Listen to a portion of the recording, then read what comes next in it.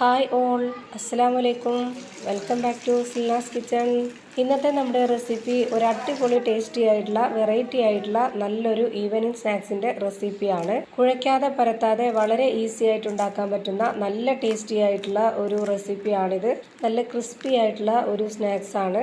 തീർച്ചയായിട്ടും നിങ്ങൾക്ക് എല്ലാവർക്കും ഇഷ്ടമാവും. അപ്പോൾ നമ്മുടെ ഈ വീഡിയോ സ്കിപ്പ് ചെയ്യാതെ മുഴുവനായിട്ടും കണ്ടു നോക്കണേ. വീഡിയോയിലോട്ട് കിടക്കുന്നതിന് മുമ്പായി സിൽനാസ് കിച്ചൺ ചാനൽ ആദ്യമായിട്ട് കാണുന്നവരാണെങ്കിൽ പ്ലീസ് ഒന്ന് സബ്സ്ക്രൈബ് ചെയ്തേക്കണേ. ഒപ്പം തന്നെ ഈ വീഡിയോസ് നിങ്ങൾക്ക് ഇഷ്ടപ്പെടുകയാണെങ്കിൽ ഒരു ലൈക്ക് ചെയ്യാനും മറക്കരുത്. ഇനി നമുക്ക് റെസിപ്പിയിലോട്ട് കിടക്കാം. അപ്പോൾ ആദ്യം തന്നെ ഈ ഒരു റെസിപ്പി തയ്യാറാക്കാനായിട്ട് സ്റ്റവിലേക്ക് ഞാനൊരു പാൻ വെച്ച് ചൂടാക്കിയിട്ടുണ്ട്. ഇനി ഇതിലേക്കൊരു 30 ml ഓയിൽ ഒഴിച്ചു കൊടുത്തതിന് ശേഷം ഓയിലൊന്ന് നന്നായിട്ട് ചൂടായിട്ട് വരുമ്പോൾ ഇതിലേക്കൊരു മീഡിയം സൈസിൽ കട്ട് ചെയ്തെടുത്തിട്ടുള്ള 2 സവോളയാണ് ഇട്ട് കൊടുത്തിട്ടുള്ളത്. ഇനി ഈ സവോള നന്നായിട്ട് വെന്ത് കുഴഞ്ഞു വരേണ്ട ആവശ്യമൊന്നുമില്ല, ചെറുതായിട്ടൊന്ന് വാടി കിട്ടിയാൽ മാത്രം മതി. ഇനി ഇതിൻ്റെ കൂടെ തന്നെ വെളുത്തുള്ളി, ഇഞ്ചി, പച്ചമുളക് ഒരുമിച്ച് ചതച്ചെടുത്തതാണ് ഇട്ട് കൊടുക്കുന്നത്. ഇത് നല്ല പോലെ ഒന്ന് ഇളക്കി യോജിപ്പിച്ച് കൊടുത്തതിന് ശേഷം ഇത് നമുക്കൊരു മിനിറ്റോളം ഒന്ന് അടച്ചു വെച്ച് വേവിച്ചെടുക്കണം. 1 മിനിറ്റ് മാത്രം ഇതൊന്ന് വേവിച്ചെടുത്താൽ മതി. ഇത് കണ്ടില്ലേ, ഇപ്പോൾ ഈ ഒരു പരുവാകുമ്പോൾ നമുക്കിതിലേക്ക് പൊടികൾ ഇട്ട് കൊടുക്കാം. ഞാനിപ്പോൾ ഇതിലേക്ക് 1 സ്പൂൺ അളവിൽ മുളക് പൊടി ഇട്ട് കൊടുത്തിട്ടുണ്ട്. ഇനി ഇതിലേക്കൊരു 1/4 സ്പൂൺ ചെറിയ ജീരകം, പെരുംജീരകപ്പൊടി, കുരുമുളക് പൊടി, ഗരം മസാലപ്പൊടി, മഞ്ഞൾപ്പൊടി, ആവശ്യത്തിനുള്ള ഉപ്പ് ഇത്രയും ഇട്ട് കൊടുത്ത ശേഷം ഇനി ഇതിലേക്ക് കുറച്ച് കറിവേപ്പിലയും കുറച്ച് മല്ലിയിലയും ഇട്ട് കൊടുക്കാം.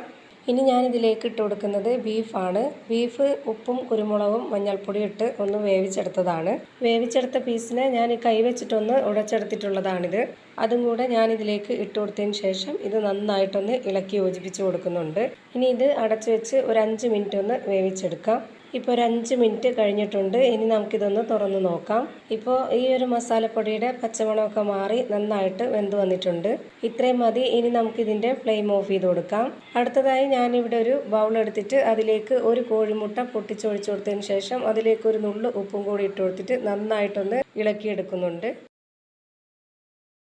ഇനി ഇതിലേക്ക് 1/2 കപ്പ് മൈദ ഇട്ട് കൊടുത്തതിന് ശേഷം അതേ കപ്പ് അളവിൽ തന്നെ 2 കപ്പ് വെള്ളം ഒഴിച്ചു കൊടുത്ത് ഒരു നുള്ള് മഞ്ഞൾപ്പൊടിയും ഇട്ട് കൊടുത്ത് കുറച്ച് കറിവേപ്പിലയും മല്ലിയിലയും ഒന്ന് കട്ട് ചെയ്തെടുത്തിട്ടുള്ളതും കൂടെ ഇട്ട് കൊടുത്തിട്ട് നന്നായിട്ട് ഇതൊന്ന് ഇളക്കി യോജിപ്പിച്ചെടുക്കാം. ഒരുപാട് കട്ടിയാവാതെ നല്ല ലൂസായിട്ട് വേണം ഈ ഒരു മിക്സ് റെഡിയാക്കി എടുക്കാനായിട്ട്. ഇപ്പോൾ ഞാൻ 1/2 കപ്പ് മൈദ ഇട്ട് കൊടുത്തപ്പോൾ അതിൻ്റെ അതേ കപ്പ് അളവിൽ തന്നെ 2 കപ്പ് വെള്ളവും കൂടെ ഒഴിച്ചാണ് ഇത് മിക്സ് ചെയ്തെടുത്തിട്ടുള്ളത്. അതാണ് അതിൻ്റെ ഒരു കറക്റ്റ് പരുവം. ഇനി ഞാനിത് റെഡിയാക്കി എടുക്കുന്നത് ഇതുപോലെ റെഡിമെയ്ഡ് ചപ്പാത്തിയിലാണ്. ഇത് ഞാൻ എളുപ്പത്തിന് വേണ്ടിയിട്ടാണ് ഇങ്ങനെ എടുത്തത്. ഇതാവുമ്പോൾ പ്രത്യേക നല്ലൊരു ടേസ്റ്റും കിട്ടുന്നുണ്ട്. അതിനാണ് ഈ ഒരു റെഡിമെയ്ഡ് ചപ്പാത്തിയിൽ ഇത് ചെയ്തെടുക്കുന്നത്. ഇനി ഇതുപോലൊന്ന് കട്ട് ചെയ്തെടുക്കാം. ഇനി ഇതിലേക്ക് നേരത്തെ റെഡിയാക്കി വെച്ചിട്ടുള്ള ആ ഒരു ബീഫിൻ്റെ മസാലക്കൂട്ട് വെച്ച് കൊടുക്കാം. എന്നിട്ട് ഇതിൻ്റെ ഫില്ലിങ്സ് ഒന്നും പുറത്തു പോവാതിരിക്കാൻ വേണ്ടി കുറച്ച് വെള്ളം ഒന്ന് തൊട്ട് ഇതിൻ്റെ 2 അറ്റവും ഒന്ന് തേച്ച് കൊടുക്കാം. എന്നിട്ട് ഇത് നന്നായിട്ടൊന്ന് അമർത്തി ഒട്ടിച്ചു കൊടുത്താൽ അതിൻ്റെ ഉള്ളിലുള്ളതൊന്നും പുറത്തു പോകത്തില്ല. ആ നനവിൽ അങ്ങ് ഒട്ടിയിരുന്നോളും. ഇനി ഇതിൻ്റെ ഈ അറ്റത്തുനിന്ന് പുറത്തു പോവാതിരിക്കാൻ വേണ്ടി ഒന്ന് ഇതുപോലെ മടക്കി ഒട്ടിച്ചു കൊടുക്കാം. അതിൻ്റെ ആ ഒരു ഭാഗം നനഞ്ഞിരുന്നാൽ മാത്രമേ ഇത് ഒട്ടിയിരിക്കുകയുള്ളൂ, അല്ലാന്നുണ്ടെങ്കിൽ അത് പൊട്ടി വീണ്ടും മസാല പുറത്തു പോകും. ഇപ്പോൾ ഞാൻ ഈ ഒരു ഷേപ്പിലാണ് ഇതിനെ റെഡിയാക്കി എടുത്തിട്ടുള്ളത്. ഇതുപോലെ തന്നെ ബാക്കിയുള്ളതെല്ലാം റെഡിയാക്കി എടുത്തിട്ടുണ്ട്. ഇനി നമുക്ക് നേരത്തെ റെഡിയാക്കി വെച്ചിട്ടുള്ള ആ ഒരു മിക്സിലേക്ക് ഇതിൽ നിന്നും ഒരെണ്ണം മുക്കിയെടുക്കാം. ഓരോന്നും മുക്കിയെടുക്കുന്നതിന് മുമ്പായിട്ട് ഇതുപോലെ വിസ്ക് വെച്ചിട്ട് നല്ല പോലെ ഇതൊന്ന് ഇളക്കി കൊടുക്കണം, അല്ലെങ്കിൽ മാവും വെള്ളമായിട്ട് വേറെ വേറെ ഇരിക്കും. ഇപ്പോൾ ഇതാ കാണുമ്പോൾ തന്നെ നിങ്ങൾക്ക് മനസ്സിലാവുന്നുണ്ടാവും, അത്രയും നൈസായിട്ടുള്ള ഒരു മാവിലാണ് ഇത് മുക്കിയെടുത്തിട്ടുള്ളത്. ഇനി ഇത് ചൂടായി വന്ന എണ്ണയിലേക്ക് ഓരോന്നോരോന്നായി ഇട്ട് കൊടുക്കാം. ഞാനിപ്പോൾ ഇവിടെ ഒരു 3 എണ്ണം ഇട്ട് കൊടുത്തിട്ടാണ് ഫ്രൈ ചെയ്തെടുക്കുന്നത്.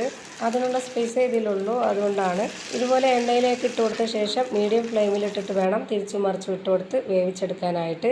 എങ്കിലേ നല്ലൊരു ക്രിസ്പി ആയിട്ട് ഇത് കിട്ടുള്ളൂ. നല്ല ഫ്ലെയിം കുറച്ച് വെച്ചാലും ഒരുപാട് ഫ്ലെയിം കൂട്ടി വെച്ചാലും കറക്റ്റ് പരുവത്തിന് കിട്ടത്തില്ല.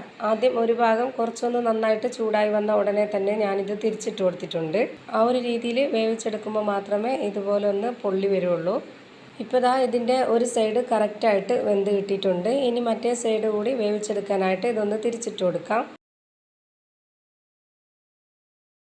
ഇപ്പോൾ ദാ ഇതിൻ്റെ 2 സൈഡും വെന്ത് കിട്ടിയിട്ടുണ്ട്. ഇനി നമുക്കിത് എണ്ണയിൽ നിന്ന് കോരി മാറ്റാം. ഇപ്പോൾ ദാ കാണുമ്പോൾ തന്നെ നിങ്ങൾക്ക് മനസ്സിലാവുന്നുണ്ടാവും എത്രത്തോളം നല്ല ക്രിസ്പി ആയിട്ടുള്ള ഒരു സ്നാക്സാണ് റെഡിയായി കിട്ടിയിട്ടുള്ളതെന്ന്. ഇതേപോലെ തന്നെ ബാക്കിയുള്ളതെല്ലാം ഞാനിവിടെ ഫ്രൈ ചെയ്ത് മാറ്റിയിട്ടുണ്ട്.